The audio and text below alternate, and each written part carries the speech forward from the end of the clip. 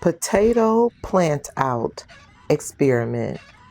And this is Lady Empress. Thank you for joining me today and gardening with me and getting my potatoes planted. If you are new here, thank you for being here.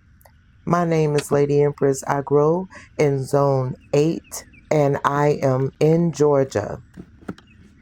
Today, this video starts with June 8th when I planted out some Yukon Gold potatoes and some orange sweet potato slips. I had to grab my fertilizer because I came out to these 75-gallon troughs with the potato ready to get started, and I hadn't even got the darn fertilizer, so I had to go back and grab that. But this is the setup here.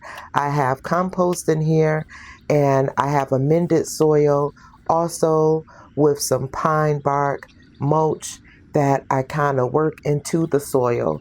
This is hugelkultur in this trough that was planted out a while ago, the first time that I did potatoes when I moved here to Georgia. So at the very bottom, I had branches that was cut down and placed in the bottom, and we just layered it with cardboard, sand, soil, compost, chicken manure, fertilizer, and more soil on top. Even some paper shreddings are down in there, but I'm pretty sure they're all soil by now because that was begun back in, I want to say 2021. We're in 2026.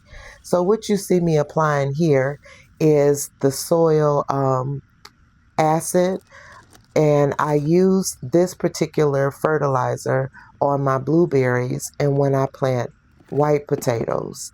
Now, white potatoes, Yukon Gold, need different type of nutrients than your sweet potato slips. They need something different as compared to the Yukon Gold. And they grow differently to grow sweet potatoes. What you see me adding now is langbonite. This is a 22 on the NPK scale, and I'm adding langbonite to both beds. However, your sweet potatoes do not need the acidifier, which you saw me add in the beginning. Yukon Gold potatoes are true potatoes from the nightshade family, where sweet potatoes are from the morning glory family. They may share the name potato, but they are two completely different plants. Sweet potato relatives include morning glories, moonflowers, and ornamental sweet potato vines. Now their characteristics, they're grown from slips, which are rooted shoots. They produce storage roots rather than true tubers. They love the hot weather, and vines grow and sprawl and root all over the ground. Their flowers look very similar to morning glory flowers. As far as fertilizing my sweet potato slips, and these right here are the orange sweet potatoes planted out in this 75-gallon trough. I like to use a blackstrap molasses mixture that I mix up, and I'll apply that every 2 to 4 weeks. I won't worry about heavy nitrogen because they don't need that. Sweet potatoes are very forgiving when growing. The sweet potato slips that I'm planting out are grown 2 different ways, and I'm going to show you that. I have a mother plant on the patio that is planted in a quad cloth grow bag, and then I rooted some inside when it was still cool outside. I rooted them in water. I plucked them off and stuck them in a small little container and kept filling them with water until they grew roots. I'll show you both of them in this video. Now you may be wondering or asking yourself, why would she use or pour molasses in her sweet potatoes? And I'm here to tell you that using unsulfured blackstrap molasses is like liquid gold, in my point of view for my garden. And the reason I say that is because when you add diluted molasses, unsulfur molasses to water and water your sweet potato slips, it is an indirect method of helping your sweet potatoes grow to their full potential. It's like giving your soil microbes a snack. You know how you probably are snacking, sitting in the bed watching this video or on the couch. So when you give the soil microbes a snack, it allows them to gain activity, to become vigorous in the soil. Now, I want to talk about this Yukon Gold potato, and I'll come back to the sweet potatoes. Now, I got this Yukon Gold potato plant from Pike's Nursery, and as you can see, as I pulled it out of the nursery pot, it was already on creating tubers already. I mean, the little nursery 4-inch pot was bulging at the bottom. So I knew it was time for me to get it in the ground. I went over to Pike's Nursery for Mother's Day because I always buy me a perennial for Mother's Day. So I bought me a peony and some other things, but I also picked up that one potato plant, and I'm going to see what it do because Yukon Gold white potatoes don't like the heat. And as I said, I planted this out on June 8th, and we already had some warm days, but we had a lot of rain after not having rain at all. So I told you that I was going to show you the couple of ways that I started slips, and this is one of them where I just plucked them off and set them in a little container with water. This is the second way where I just took a potato, a sweet potato, out and placed it in the quad grow bag. That is the orange sweet potato. That's a piece of it I cut off, and you see what it grew. And those are what I'm going to cut and place in that first 75-gallon trough. And you see me here cutting below the nose to remove the sweet potato slips off of the orange cut sweet potato that I just simply placed in soil. I didn't amend this soil in the bag or anything. It was soil from when I pulled my broccoli and cabbage out. I just took a sweet potato that was starting to root, cut the end off, set it in the soil, and it grew these slips. So now you see that growing slips can be done different ways, and it's not hard at all. Now I took these slips back out here to the 75-gallon trough, and I was deciding if I was going to cut them or just plant them whole, because you can do both. When I tell you sweet potatoes, slips and sweet potatoes themselves are so forgiving with growing. Please believe me, it's not hard to do. You can either remove I want to say 4 to 5 leaves from the bottom of the slip that you have. Some people make sure that the slip they have is at least 6 inches long. Some people just cut the nodes in between each leaf and plant those separately. So many gardeners do things different ways. I tend to do multiple ways when I'm planting out. So what you see me doing here is laying the whole slip down, and I'm just covering the soil in between each leaf, each node. That way the leaves will stay up on top, and even though they're gonna start looking quite wilted and like no one's taking care of them, but I like leaving the leaves out because it tells me what the roots are doing underneath. At least that's what I believe in my garden. Now back to the blackstrap unsulfured molasses.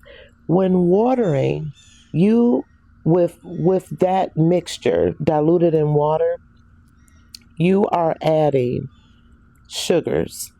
When you add sugars to your soil biology, it allows the soil biology, the microbes, to begin to eat up the sugars, which gives them energy to break down and decompose what you have in your soil. So if you have wood chips, cardboard, other scrap material, compost material, they become vigorous in breaking those things down, which allows for your sweet potatoes, the roots, to take up what they need from the soil quicker. So it is an indirect method of feeding the soil that ultimately helps you grow great sweet potatoes. Next, I'm going to give you a close-up of what they look like planted out, and then I'm going to come back and show you how I planted out the ones that were rooted in water. So the rain was happening so much that I couldn't keep up with putting these sweet potatoes down, but I'm getting ready to put some down now that we got some sunshine. They not looking too good, but oh well, we gonna put them For down a sweet anyway. potato root or slip that starts with a tiny root system, unsulfured molasses has great potential to assist the growth of the tiny root system. You see, mycorrhizal fungi attaches to the ends of the root system, which aids the slip in taking up water, phosphorus, and micronutrients the unsulfured blackstrap molasses provides. When adding blackstrap molasses, you're adding potassium, calcium, magnesium, and trace minerals. The amount of NPK is actually pretty small when you compare it to a true fertilizer. So many may say unsulfured blackstrap molasses is not a true fertilizer. I believe it is the truest fertilizer because it feeds the soil. So you may be over there saying, okay, Lady Empress, how does this help my sweet potatoes? Well, sweet potatoes love active biology, organic matter, and warm soil. So if you are feeding the soil to allow the microbes to become vigorous and active, this is what is truly helping your sweet potatoes. And yes, potassium can help your sweet potatoes, but remember, an active soil biology or an active soil web can help release nutrients that are already available in the soil. So indirectly, microbes help to release of nutrients, which aids in sweet potato roots and aids to absorption of nutrients, which equals better growth. Now, what molasses does not do, it does not directly create sweet potatoes, instantly raise a Brix level, or even replace your fertilizer. It's not even going to guarantee you a bigger harvest. But sweet potatoes still need sunlight, water, potassium, phosphorus, and healthy roots. And today is June 28th, and this is the 75-gallon trough. Got some weeds in there. Just get in there and pull those out, you know. But for the most part, and there's a little spider over there. You pull your weeds from around it, keep them weeds out. But as you can see, there's even little potatoes, slips popping up in here. New growth. You see a little pest pressure, but that's okay. See these slips? You can even take these and you can cut these, or you can take them and lay them down in the soil. Make you a little burrow and lay them down in the soil. Here's a slip shooting out all the way over there. There will be roots that grow at every leaf node. So happy planting for your potatoes. And I got some wood and stakes laying across here, but there's potatoes for the Yukon Gold over at this end. So a couple of weeds I got to pull out, and then there's some popping up over at this end. So I'll come out here and pull these weeds out. But happy growing your potatoes, y'all. And I hope watching this video helps someone with knowing what slips are, how you can plant them, how you can grow them, and how you can cut them. Till next time, friends, this is Lady Empress. Garden yourselves accordingly.